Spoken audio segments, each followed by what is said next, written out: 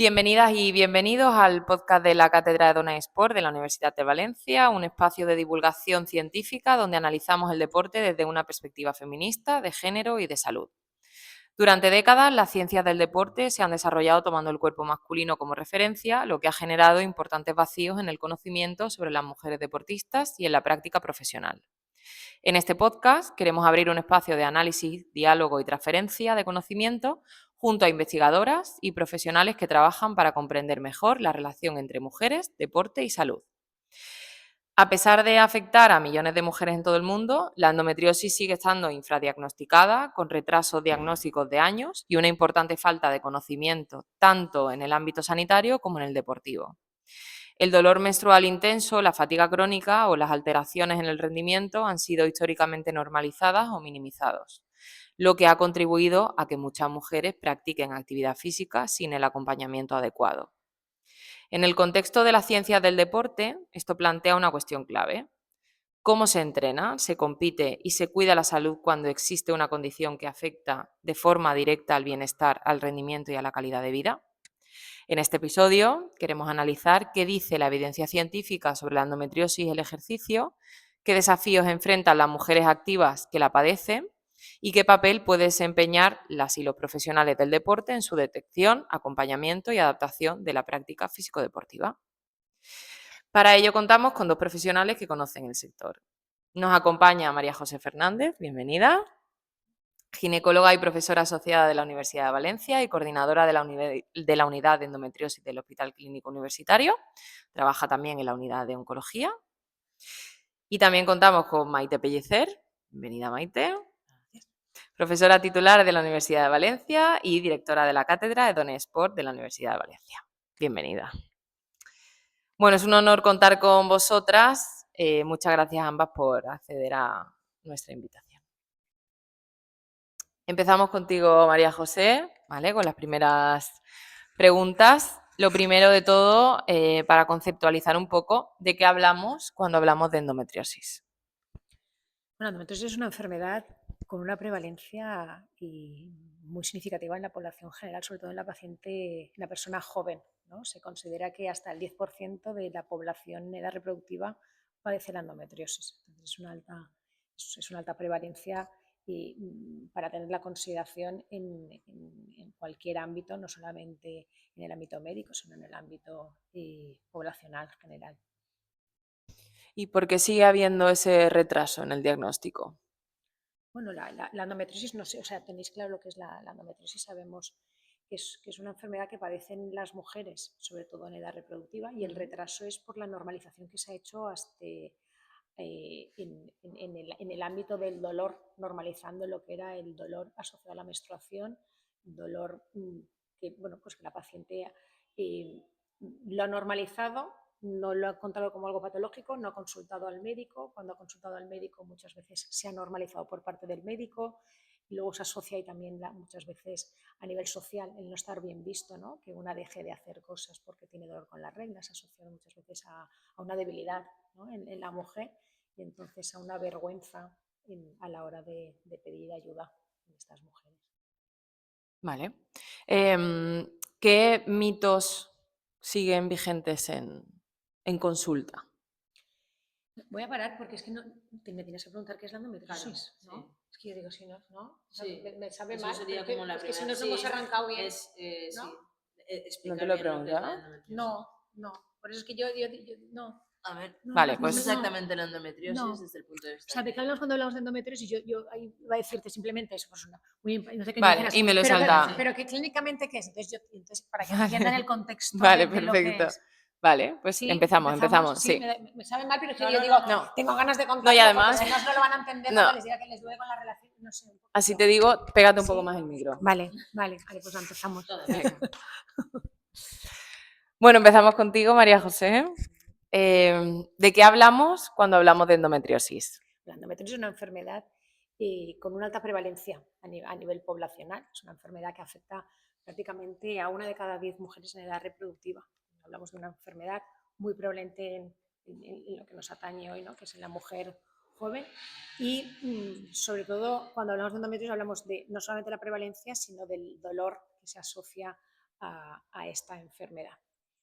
¿Vale? ¿Y qué es exactamente la endometriosis desde el punto de vista clínico? Cuando hablamos de clínica, los médicos hablamos de síntomas, ¿no? Hablamos de dolor. A nivel de fisiopatología, a las pacientes es importante explicarles en qué consiste la endometriosis. La endometriosis básicamente es el tejido que recubre al útero, el tejido que recubre la cara interna del útero, eso es lo que se llama el endometrio. El endometrio fisiológicamente debería estar solamente en esa capa interna del útero, y en la endometriosis la base de esta enfermedad es que ese tejido migra fuera del útero. La teoría en cuanto a teopatogenia más aceptada a día de hoy, a pesar de saber de esta enfermedad desde hace más de 150 años, es lo que se llama la menstruación retrógrada, es decir, que este tejido ha viajado a través de las trompas migrando en sitios que no les toca. Es inconcebible a día de hoy encontrar pues, tejido cardíaco, tejido ocular fuera de su propio órgano, y en esta enfermedad la base es encontrar tejido endometrial fuera de su sitio. Pues bien, se ha visto que ese tejido fuera de su sitio tiene unas características fundamentales. Una de ellas es la inflamación. Todos los mediadores inflamatorios en este tejido que está fuera de su sitio están disparados, igual que el estrés oxidativo, y luego a nivel de receptores hormonales, que son la base del tratamiento que luego les damos a esta enfermedad. Muy bien. ¿Y por qué sigue habiendo entonces ese retraso diagnóstico? Bueno, yo creo que el retraso diagnóstico se basa principalmente en la ignorancia, ¿no? En la ignorancia, y yo no culpabilizaría solamente al médico, sino a la propia sociedad, a la propia mujer, ¿no? El normalizar, porque así nos han criado, que es que pues, bueno, pues la regla duele, y como duele, pues cómo voy a consultar por qué duele. Si me duele a mí también, yo sé que le duele a no sé quién, a no sé qué amiga. Entonces se ha normalizado a nivel personal, se ha normalizado a nivel familiar. Vamos al médico, muchas veces también lo normaliza, y te hablo a nivel de familia, que el médico de familia, que posiblemente sea el primer escalón médico, pero también a nivel de ginecología, ¿no? Y ese retraso, yo en tono la mea culpa como ginecólogo, muchas veces el retraso diagnóstico es porque muchas veces no vemos enfermedad. Entonces, como no se ve nada, el que solamente te quejes del dolor, eh, hablo del dolor asociado a la menstruación, y ya hay muchos más dolores dentro de esta enfermedad, pero sobre todo asociado a la menstruación, pues como no veo nada, pues será normal, no hay patología. Y eso no es así. Se ha visto que los pacientes que vemos en consulta con estos síntomas tan marcados de dolor, pues bueno, pues hasta el 50% de las mujeres en las que no vemos nada existe una endometriosis. Hay detrás que no somos capaces de ver. Entonces, el retraso diagnóstico muchas veces se basa en eso, sobre todo en la normalización y en la dificultad para llegar a un diagnóstico de seguridad. ¿Y qué mitos o ideas preconcebidas llevan las mujeres a consultas? ¿Cuáles son las que ves más? Yo creo que la idea, sobre todo con la que viene la mujer, que luego ve la luz y dice, ostras, me alegro, es que pensaba que no había, que esto era normal, ¿no? Que lo que me pasaba era normal, todo el mundo me decía que era normal, que tuviese el dolor, que me incapacitase para hacer una vida cotidiana. Y, y luego yo creo que a nivel médico también algo que pasa mucho es que hay poco que hacer, ¿no? Entre los médicos muchas veces es, pues bueno, pues es que como, pues ¿qué le voy a hacer? Pues anticonceptivos, le doy anticonceptivos y ya está, y no hay. Entonces es un mito que no es real. O sea, primero por parte de la paciente tienes que acudir si tienes dolor, y por parte del médico no solamente hay anticonceptivos, hay muchísimas cosas, cada vez tenemos más a la hora de tratar. Digamos. Sobre todo es la normalización de algo que no es normal. ¿Qué impacto tiene la endometriosis en el dolor, la inflamación, la fatiga y la salud mental? Las repercusiones en todo. Yo diría que es a nivel personal, el vivir con el dolor. Hablan del carácter, ¿no? De la paciente endometriósica. Es muy complicado vivir cada día con dolor, levantarse, no saber si vas a poder hacer marcha normal, estar ya predispuesta a que ese día que me va a venir la regla, que tengo, que no tengo. O sea, realmente a nivel de carácter, a nivel personal, a nivel de pareja influye mucho, porque ese dolor se asocia no solamente con la menstruación, depende de dónde estén esos implantes que hablábamos, pues a veces se asocia también al dolor con las relaciones sexuales. Bueno, pues a nivel de pareja, el que tú tengas dolor te afecta como relación, a nivel que tengas dolor te afecta a nivel de relaciones sexuales, te afecta a nivel de familiar, ¿no? A la hora de hacer cosas con tus hijos, con tu familia, te afecta a nivel social, ¿no? Quedar con las amigas, quedar sí, para hacer planes y te afecta a nivel laboral. O sea, no somos conscientes y bueno, está cuantificado, ¿no? El porcentaje de bajas laborales y de rendimiento laboral que puede ocasionar el que una mujer tenga dolor con la menstruación mensualmente. ¿Cuánto crees que hay de falta de evidencia científica real y cuánto hay de falta de escucha activa a las mujeres? Bueno, pues hay de todo, ¿eh? Yo, gracias a Dios, pienso que cada vez hay menos de falta de evidencia, ¿eh?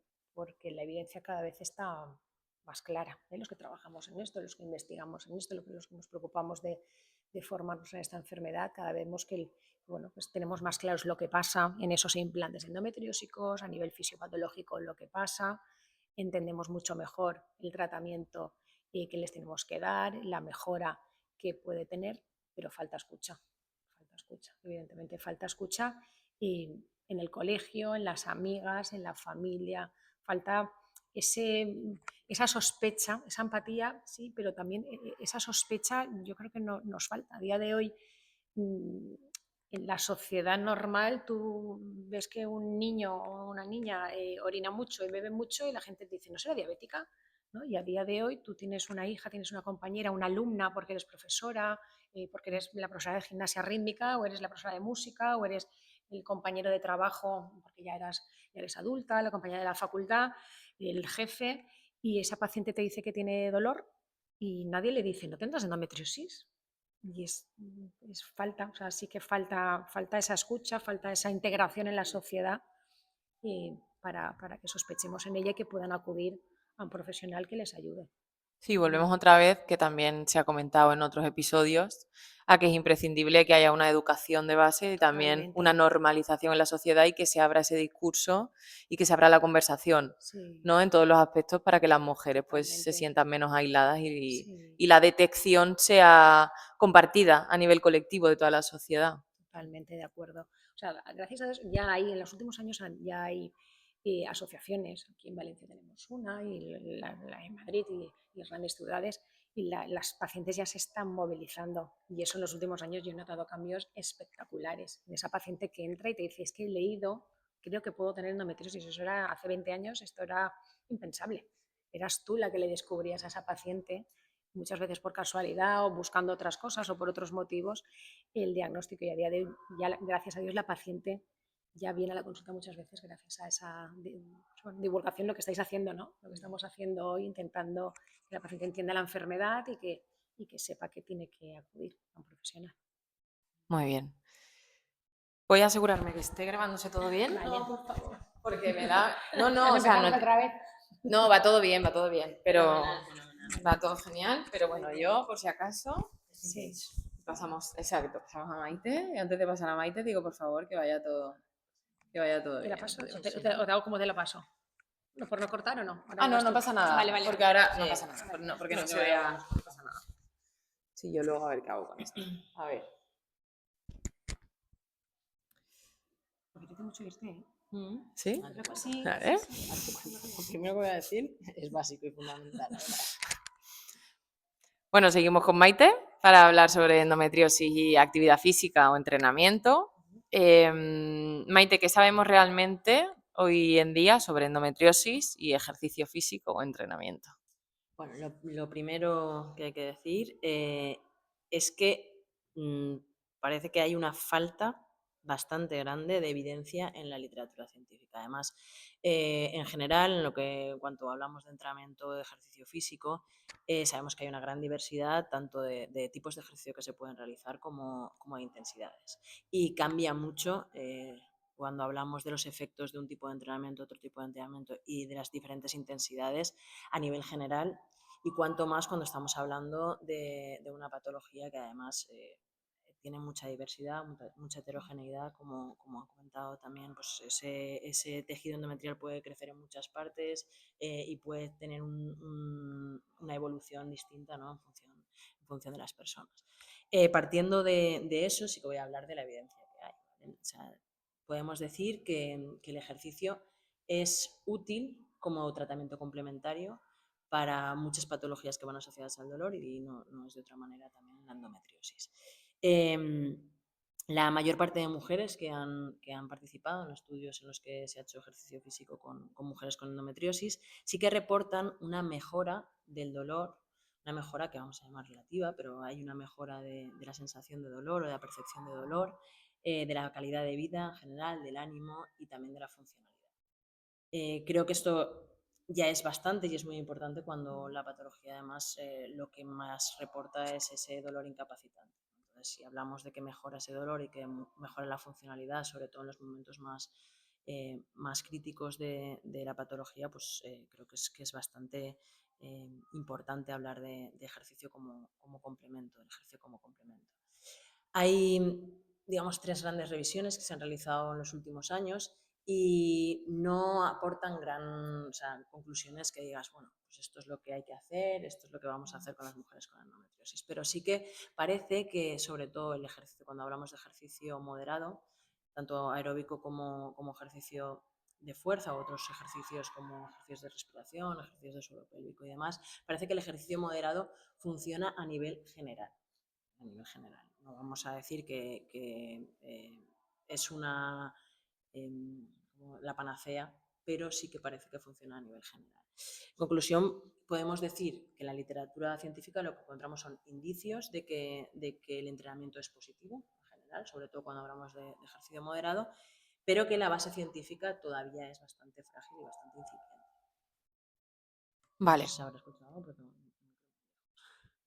Em, por lo tanto, podríamos decir, aunque ya has dicho un poco la respuesta, pero por sentar un poco cátedra, nunca mejor dicho, ¿el entrenamiento mejora síntomas o puede agravarlos? ¿Qué sabemos?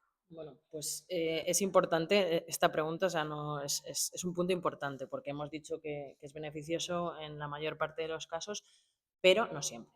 O sea, no siempre y no en todos los estadios, digamos, de la enfermedad. Parece, me baso en una revisión de McKnight de 2024 que recoge un estudio observacional en el que la mayor parte de las mujeres que realizan ejercicio, en este caso suele ser ejercicio combinado, aeróbico y de fuerza, eh, esta revisión recoge que estas mujeres normalmente reportan una mejora en la percepción del dolor, que reportan una mayor calidad de vida, una mayor funcionalidad, pero resulta que el 30% de las mujeres que incluye este estudio o no reportan esas mejoras o pueden incluso reportar momentos en los que hay mayor fatiga y por tanto menor funcionalidad o un dolor un poquito exacerbado, digamos, en el suelo pélvico.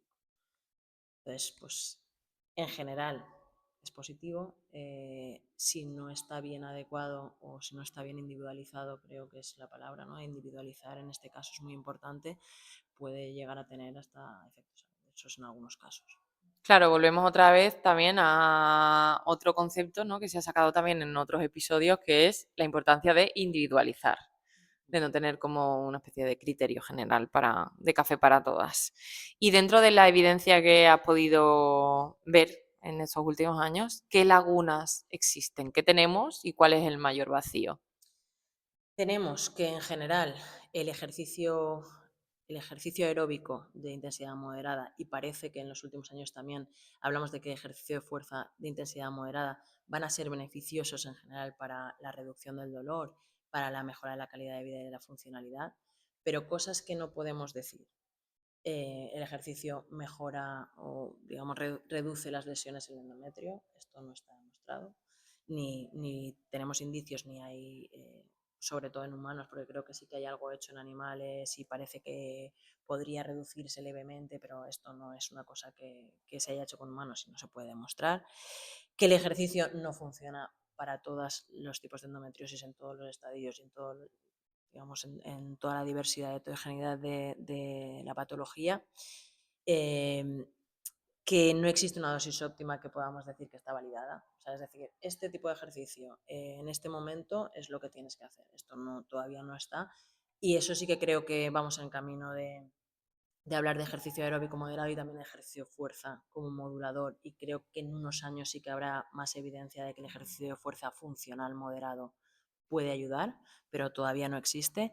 Tampoco es siempre analgésico, aunque se sabe que el ejercicio en general es analgésico no solo para esta patología, sino para la población en general y otras patologías, pero no siempre y en todos los casos. Y que, por supuesto, no se pueden ni reemplazar ni obviar, ¿no?, otro tipo de tratamientos médicos hormonales o quirúrgicos que van a necesitar en todo caso, por mucho ejercicio que hagan y por mucho que el dolor pueda estar en algunos puntos paliado. ¿Estamos extrapolando datos sin suficiente base específica?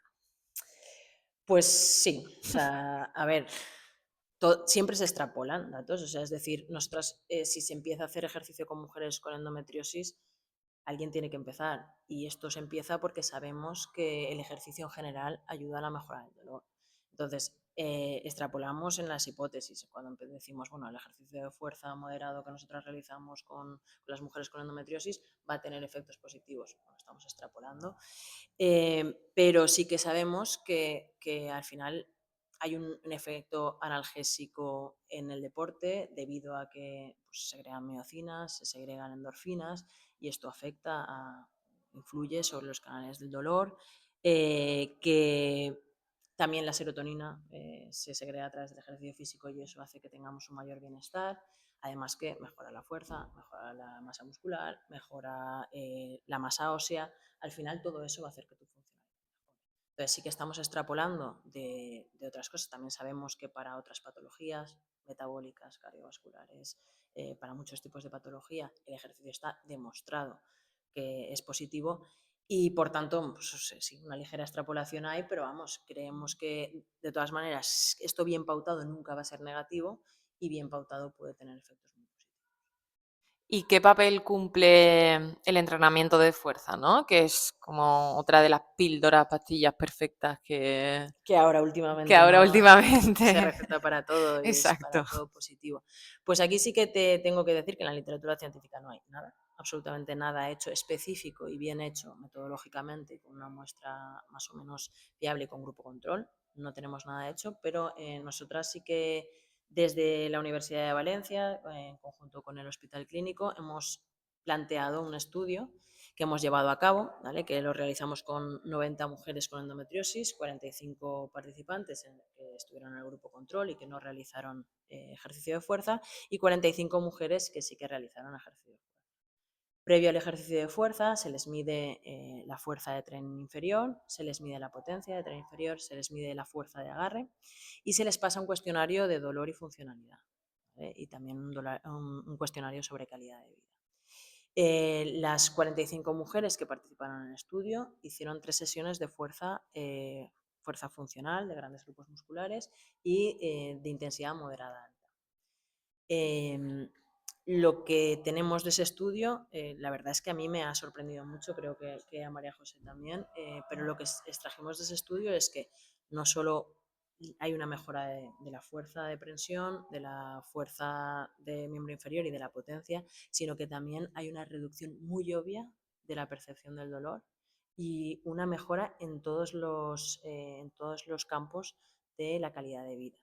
Tanto, sobre todo, muy marcada la mejora en la funcionalidad física y en la funcionalidad social y mental.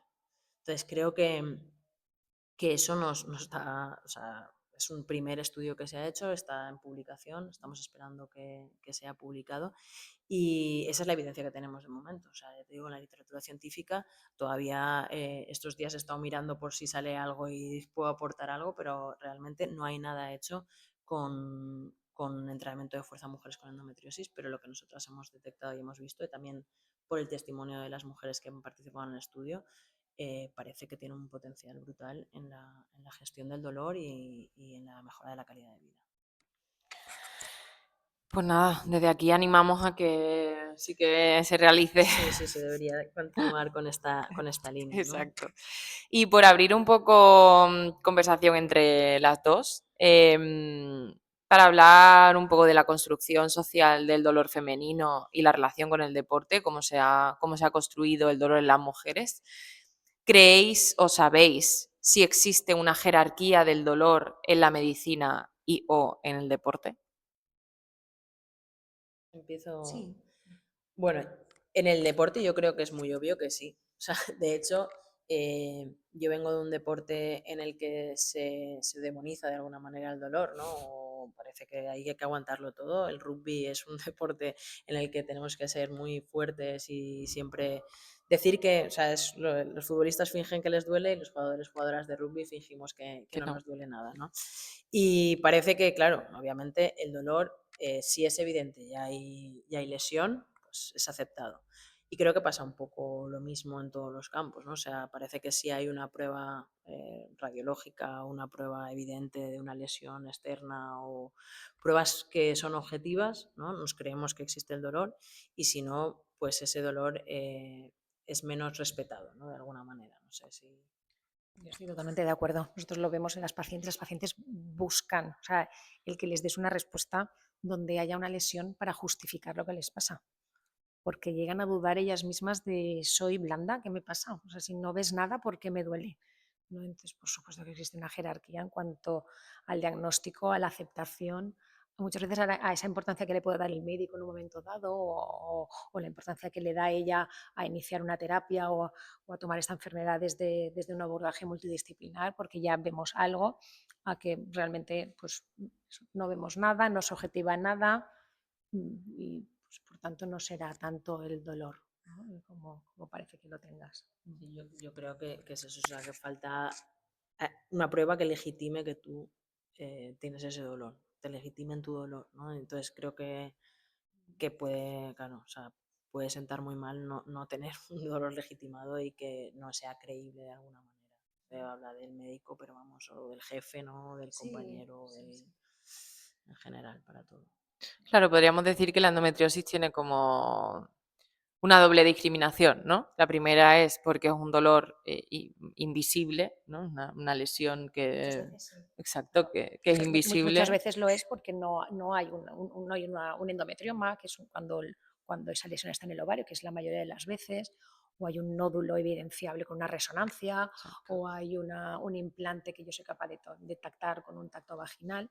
Pues cuando no lo hay, pues claro, siempre queda como algo subjetivo y todo lo subjetivo pues siempre da pie a que no sea tan intenso o más intenso, exagerado o para justificar algo, entonces siempre se presta al que, sobre todo a la persona que tienes al lado que no lo entienda y a ti mismo a pensar que también muchas veces estás exagerando. Esa falta de comprensión, claro, sí. Claro, y luego, como la segunda parte de la discriminación sería la cultura femenina de aguantar, ¿no? Que nos viene también mucho también por el tema Claro, de aguantar el dolor en el ciclo totalmente, menstrual, por totalmente. ejemplo. Nos avergonzamos de decir me duele, nos avergonzamos de decir no voy al trabajo porque me duele, no salgo porque me duele, dejo de hacer no sé qué porque me duele, cómo me voy a ir a mitad mañana porque no me puedo ni levantar, no puedo asistir a no sé qué. Pues, ¿no? Pues muchas veces nos automedicamos y no lo decimos. De cara a la pareja, pues a día de hoy yo creo que la mujer está empoderada y cada vez se exige estar mejor, ¿no? Y dice, ¿cómo voy a tener dolor yo y que nadie me diga qué es lo que me pasa, ¿no? Pero pues, a nivel de pareja, ¿no? ¿Cómo me voy a quejar y decir que tengo dolor con las relaciones? Pues callas, aguantas. Pero bueno, gracias a Dios yo creo que estamos en ese camino de no normalizar. Claro que no lo haríamos además con ningún otro signo vital, no lo haríamos con la temperatura o con la frecuencia cardíaca, ¿no? Como que... El problema es que esto no es objetivo. Hemos pasado unos años en los que tú para poder diagnosticar una endometriosis requería una anatomía patológica, ¿no? Hasta el punto de estar aceptado que hicieras una laparoscopia, por ejemplo, o sea, una cirugía para tú justificar que habían implantes. A día de hoy no. A día de hoy se acepta que en manos expertas, con una exploración, con una entrevista, me atrevería a decir, tú puedes decir a esta paciente yo creo que tiene endometriosis, sin llegar ni siquiera a explorarla. Diría que, pues, que se debe de hacer, por supuesto, en el diagnóstico un examen completo, pero a día de hoy se acepta que no es normal cierto dolor y que puede estar asociado a la endometriosis. Claro que se puede hacer para confirmar, pero que la historia clínica, No es requisito. exacto, No es no es requisito este examen. requisito. ¿Y creéis que la endometriosis es invisible porque es compleja o porque afecta a mujeres o por las dos, ¿no? Que va un poco... Yo creo que es un poco por las dos, porque a nivel cultural, sí, la mujer es que ha sido criada con eso. O sea, entonces es como si a ti la regla te duele, pues ¿cómo me voy a quejar de algo que me han explicado que fisiológicamente es normal, ¿no? Que yo me medique cuando tenga la regla? Y luego a nivel social, pues es que, claro, es complicado. Por parte de un hombre entender lo que le pasa a la mujer es complicado, y por parte de la misma mujer de cara a otra mujer, si no lo padece, es complicado. Y de cara a la propia mujer, pues se quiere, bueno, pues se quiere, diría yo, quiere pertenecer a un grupo social donde ser normal al final es lo mejor, ¿no? No quieres marcar diferencia, entonces intentas quitarle importancia muchas veces también y ser invisible, ¿no? No decir, es que siempre soy yo la que me quejo, la que me duele, siempre soy yo la que dejo de ir porque me duele, pues voy a callar, ¿no? O sea, no quiero marcar la nota, ¿no? Quiero ser invisible en este sentido. Sí, yo creo que esa comparación puede hacer mucho daño, ¿no? Claro, si no sé lo que tengo, no tengo nada y me estoy comparando con otras mujeres que no tienen ese dolor o no tienen, eso puede ser un problema brutal a la hora de dar el paso y decir, bueno, pues esto tengo que aceptarlo, que esto es lo que me pasa, ¿no? Yo creo que si fuera una patología que pasa en los dos sexos, obviamente estaría mucho más estudiada, no sé, supongo que el diagnóstico estaría mejor, supongo que el tratamiento estaría mejor, porque al final lo que sabemos es que la ciencia ha sido ha estado muy masculinizada hasta hace bien poco, y esto, pues al final, los datos que tenemos que son bastante recientes es de que el 6%, solo el 6% de los estudios tienen a mujeres como única muestra.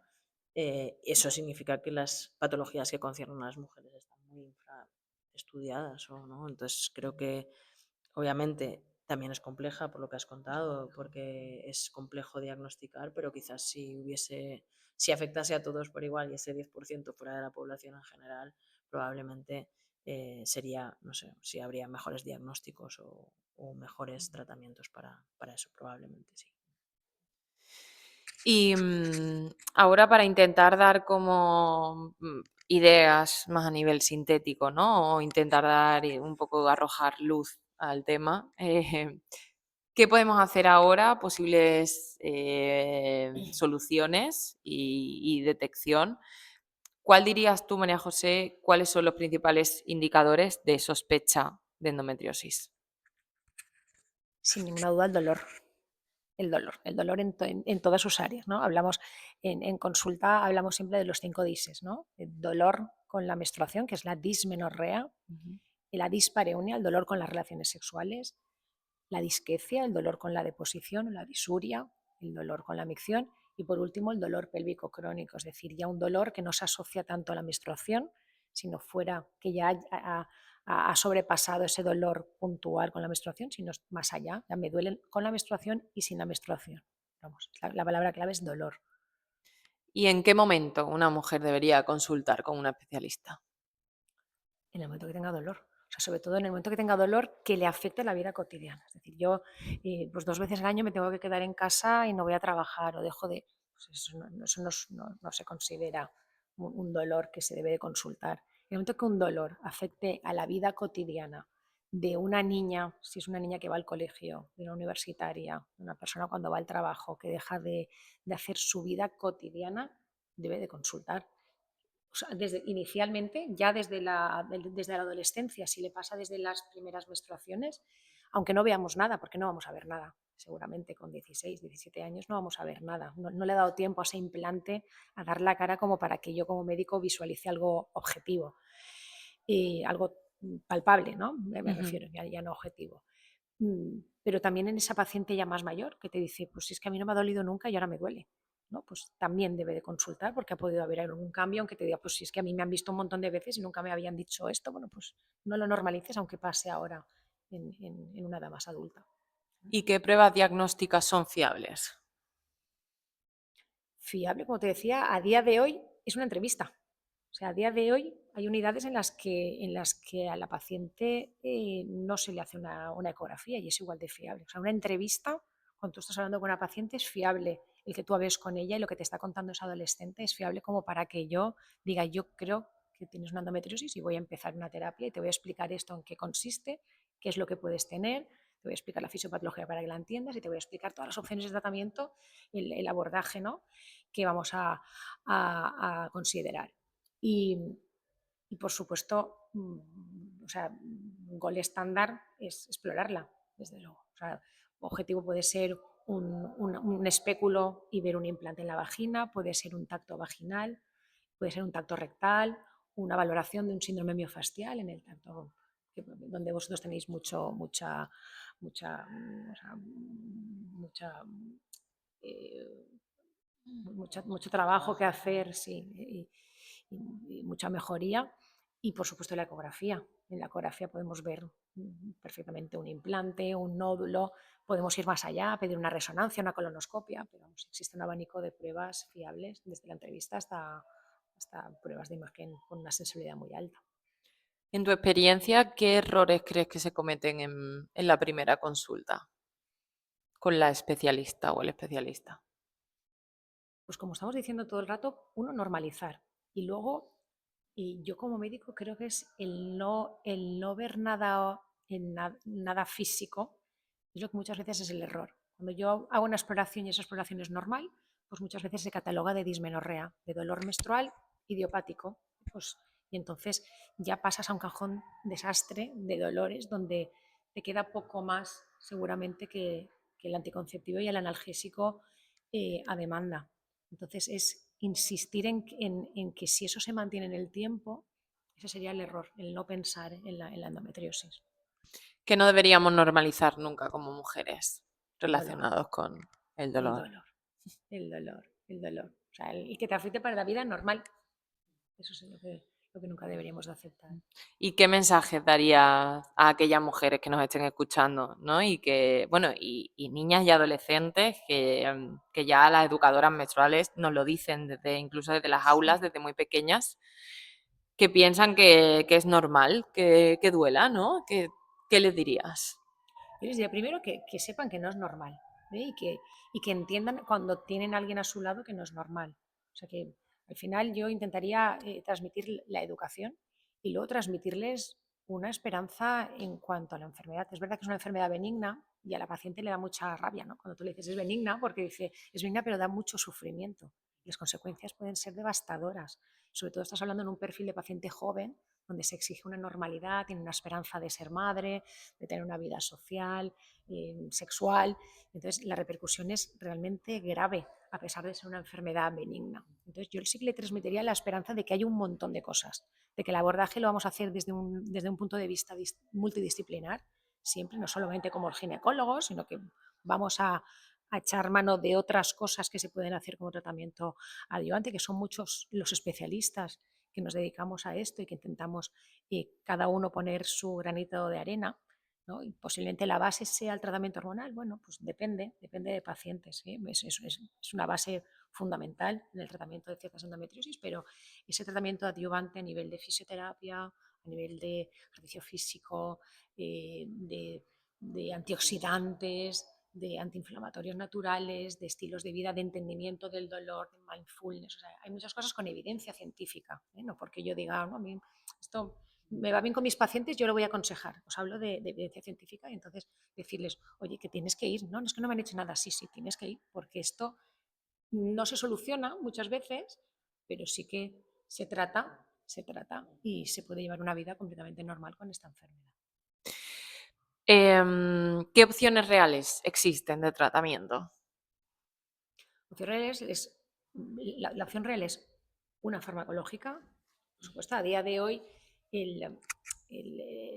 digamos, el esquema de tratamiento ha cambiado completamente. Antes cualquier implante endometriósico visualizado era operable y la solución siempre era quitarlo, ¿no? Pues tengo algo, pues quítamelo, ¿no? Y a día de hoy la conciencia ha cambiado muchísimo, de manera que el tratamiento médico siempre es prioritario, el tratamiento quirúrgico pasará siempre a un segundo plano y dentro de este tratamiento médico tenemos fármacos que ayudan a esa progresión de la enfermedad y a ese tratamiento del dolor. ¿eh? Pueden ser fármacos hormonales, fármacos antioxidantes, fármacos antiinflamatorios y luego todo el abanico de tratamiento adyuvante, siempre personalizando, ¿no? Siempre diciéndole a la paciente que vamos a hacer un traje a medida para su enfermedad y bueno, pues pidiendo socorro a todos esos colaboradores dentro de la unidad multidisciplinar, sean unidades del dolor, sean fisios, sean dietistas, la nutrición. No hemos hablado de la nutrición y es fundamental también en estas pacientes. Bueno, pues que son tratamientos reales. ¿Crees que estamos tratando la causa o estamos gestionando los síntomas? Hacemos las dos cosas, hacemos las dos cosas. Cuando tú ves que hay un nódulo medible, objetivable, palpable a nivel de un ligamento uterosacro y esta paciente lo único que te ha contado es que tiene una dispareunia, un dolor con las relaciones sexuales, pues es un tratamiento que tú quitas ese nódulo y es un tratamiento radical. Mejora, luego tendrá que seguir con unas pautas, pero es un tratamiento y sin embargo hay muchos pacientes en las que tú tratas síntomas. No ves un implante como tal que le pueda mejorar la clínica. Entonces, pues bueno, pues aminoras síntomas, tratas progresión de la enfermedad, intentas poner ese pause en la enfermedad conforme me la he encontrado que no progrese e intentas pues tratar los síntomas para que pueda llevar esa vida cotidiana normal. Y a nivel un poco como cierre general, ¿qué recomendaciones generales le darías a una mujer con endometriosis, tú como profesional? ¿O qué aspectos de su vida, aunque ya los ha ido diciendo, pero bueno, por repetirlo, debería atender sí o sí? Sí o sí debería de consultar. O sea, yo le recomendaría siempre que consultase y que no se quede con un no en un primer momento es fundamental. Que si ella siente que lo que le pasa no es normal, pues bueno, que si ese primer profesional que la ha atendido, sea a cualquier nivel, sea ginecólogo, sea médico de cabecera, sea una compañera que le dice esto es normal, porque a mí también me pasa, bueno, pues que no lo normalice, que insista en esa búsqueda de una mejoría. Y luego, por supuesto, le daría esperanza de que en el sentido de que esta es una enfermedad que bien llevada permite hacer una vida completamente normal. Entonces, le daría esperanza en cuanto que se está investigando muchísimo, que sabemos muchísimo más de esta enfermedad que hace unos años, que cada año conocemos cosas nuevas y lo habéis visto aquí, ¿no? En la universidad. O sea, aún sabiendo, pues insistimos y profundizamos más en ciertos temas y el entendimiento de la enfermedad yo creo que es fundamental para ellas, para entenderlo y, y el que sigan buscando esa respuesta porque las hay, porque hay unidades de endometriosis, hay profesionales que entendemos de esta enfermedad y les podemos ayudar a llevar una vida normal. Qué bien. Em, pues muchas gracias. Nada, espero haberos ayudado un Ha poquito sido, sí, ha sido a todas las bastante inspirador, pacientes. por ejemplo. Pasamos a Maite y vamos cerrando ya con el tema del ejercicio. ¿Qué sabemos de ejercicio y modulación del dolor? Bueno, en general el ejercicio muestra un efecto hipoalgésico bastante claro, tanto en sesiones puntuales, es decir, después de una sesión puntual, y sobre todo cuando el entrenamiento es continuo. ¿Vale? Entonces hay muchos mecanismos, tanto lo que hemos dicho de la segregación de endorfinas, de miocinas y demás, como que también afecta al sistema nervioso en la percepción del dolor. Como también a nivel psicológico existen efectos positivos y por tanto en general sabemos que es bueno, o sea, el ejercicio es bueno para mejorar la percepción del dolor, pero sí que es verdad que en dolores crónicos no ha mostrado la misma solidez que en otros casos. Entonces hay que cogerlo un poco también con pinzas porque los efectos no son iguales en todas las personas. ¿Qué tipo de entrenamiento, aunque ya nos has dicho antes que falta bastante sobre esto, pero qué tipo de entrenamiento parece más beneficioso? Bueno, en lo que hay más evidencia, Ujú. diremos que es el ejercicio aeróbico moderado, y esto es una evidencia también general Mm. para todas las patologías. Parece que el ejercicio moderado, aeróbico moderado, no puede tener ningún efecto negativo, o es raro que tenga algún efecto negativo en ninguna patología, pero sí que parece que también el ejercicio combinado de fuerza y aeróbico puede ser más efectivo, y sobre todo lo que hemos comentado ahora sobre el ejercicio de fuerza que tiene poca evidencia en el tema de la endometriosis de momento, porque hay poco hecho, pero que creemos que tiene un potencial brutal porque lo ha tenido en otras patologías que también reportan mucho dolor y demás, pero está por ver. Pero incluso el ejercicio de fuerza moderado, ejercicios funcionales de grandes grupos musculares y demás, pero incluso a altas intensidades en algunos puntos, pero siempre muy individualizado, muy controlado y muy pautado si estamos hablando de patologías. Para cualquier patología, o sea, yo creo que el ejercicio debe ser pautado en cualquier caso, pero sobre todo si existe patología, debemos hablar de flexibilidad e individualización continua. ¿Qué intensidad evitar en fases agudas? Aunque parezca obvio. Pues yo diría que los ejercicios de alta intensidad son ejercicios que de manera puntual pueden ser ejercicios inflamatorios y que en ciertas fases en las que el dolor es agudo habría que evitarlos. Pero de la misma manera que te digo que ejercicios muy ligeros tampoco van a aportar ningún beneficio. Entonces, pues nos mantendríamos siempre en algo moderado y en momentos puntuales podríamos subir la intensidad de moderada a vigorosa, ¿no? Que es un poquito la intensidad óptima de mejora y que probablemente en algunos puntos y en algunos momentos, escuchando y hablando con las pacientes, pues se podría pautar en determinados momentos.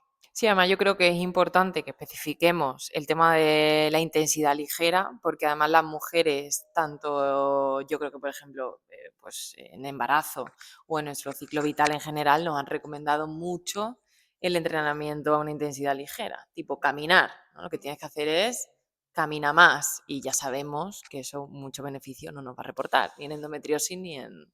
Tiene ligeros beneficios, pero el ejercicio tiene mucho más potencial. O sea, tiene Exacto. un potencial mucho mayor cuando hablamos de ejercicio moderado y mucho mayor cuando hablamos de ejercicio intenso, pero no siempre es pautable. Entonces, pues bueno, nos quedamos en esa intensidad moderada que tiene beneficios que son consolidados, que sabemos que funcionan en general y que no puede tener efectos adversos, no debería tener efectos adversos. Disculpa, yo me encuentro, o sea, me encuentro un perfil de paciente muchas veces a la que yo le explico la importancia de ese ejercicio físico, intento transmitirle los beneficios a nivel del dolor, a nivel fisiopatológico, ¿no? De mediadores del dolor y sin embargo, lo digo porque yo me encuentro un perfil de paciente muchas veces que te dice, pero si no me puedo si no me puedo ni mover, si no me puedo levantar y muchas veces les digo, bueno, pues si no puedes hacer cierto ejercicio, pues haz otro como fisio, o sea, realmente da igual el grupo muscular que entrenéis, porque muchas veces ya te dicen, pero si yo no me puedo, pero si me duele la barriga, yo no puedo hacer un abdominal, yo no me puedo hacer una sentadilla.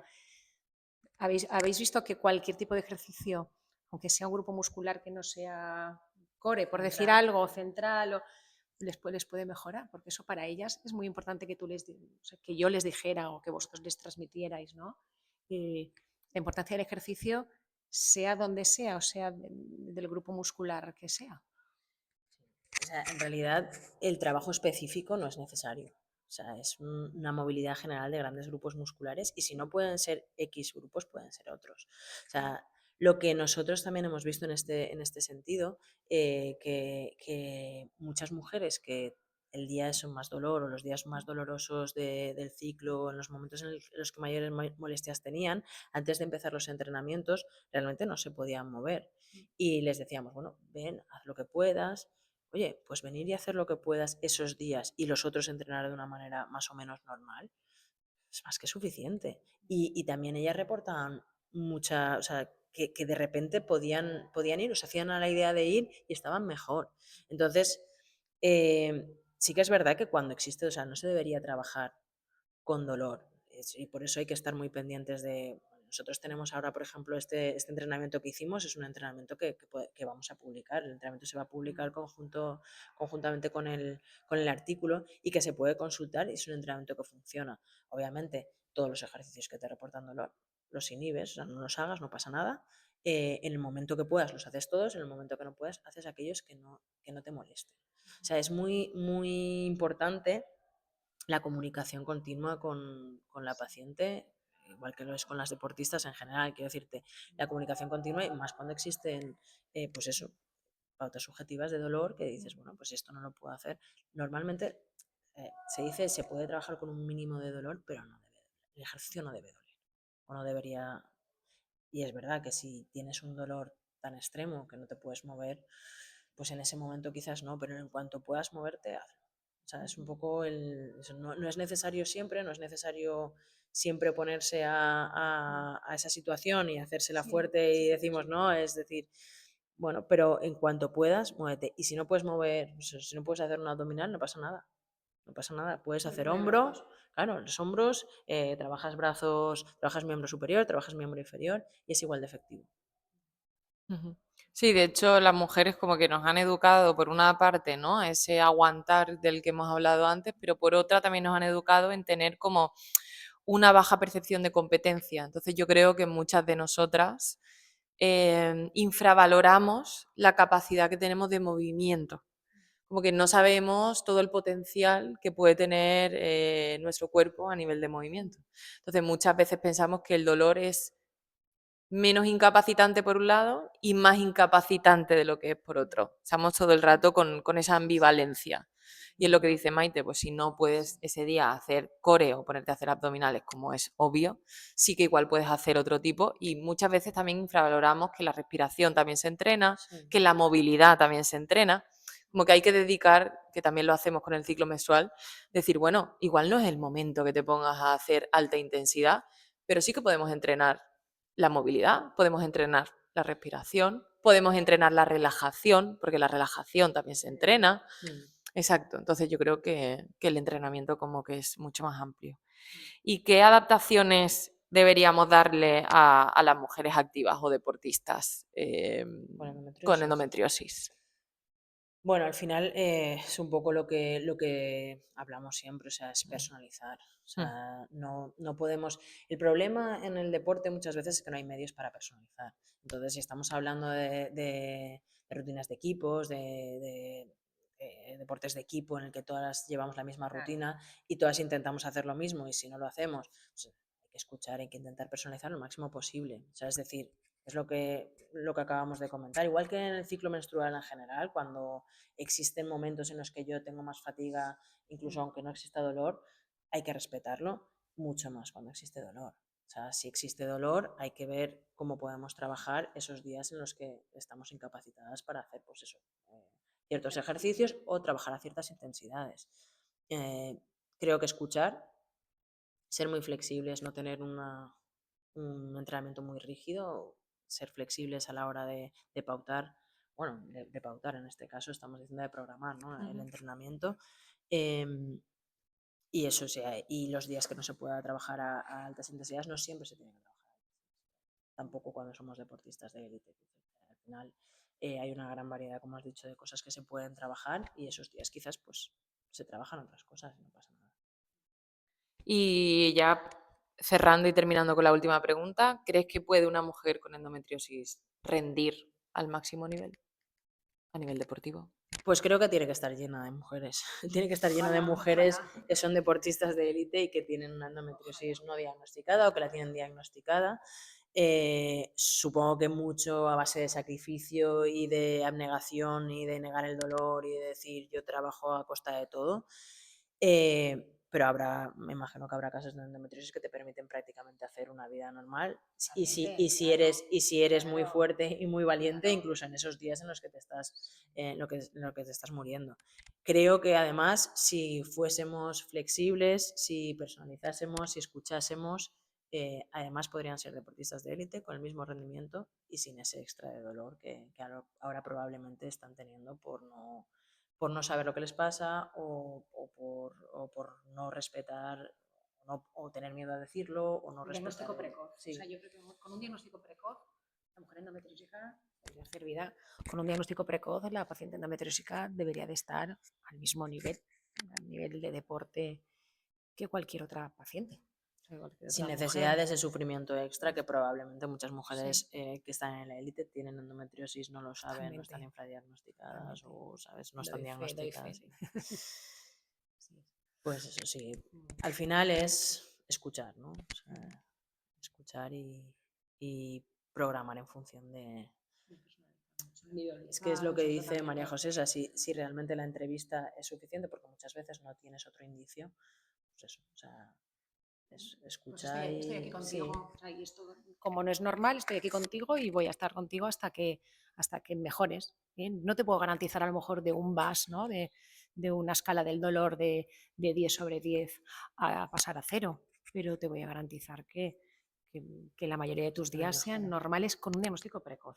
¿Eh? Es verdad que hay casos dramáticos, ¿no? Pero hablamos siempre de intentar ese diagnóstico precoz, ese abordaje multidisciplinar para normalizar la vida de estas pacientes. Pues muchísimas gracias a las dos. Ha sido un placer Gracias tener a ti. esta conversación con Nada. vosotras. Desde la Cátedra de Dona Sport de la Universidad de Valencia esperamos que este episodio contribuya a abrir preguntas, a generar reflexión y sobre todo a seguir impulsando conocimiento que permita mejorar la salud y el bienestar de las mujeres en el deporte. Gracias por acompañarnos hoy y nos escuchamos en el próximo episodio.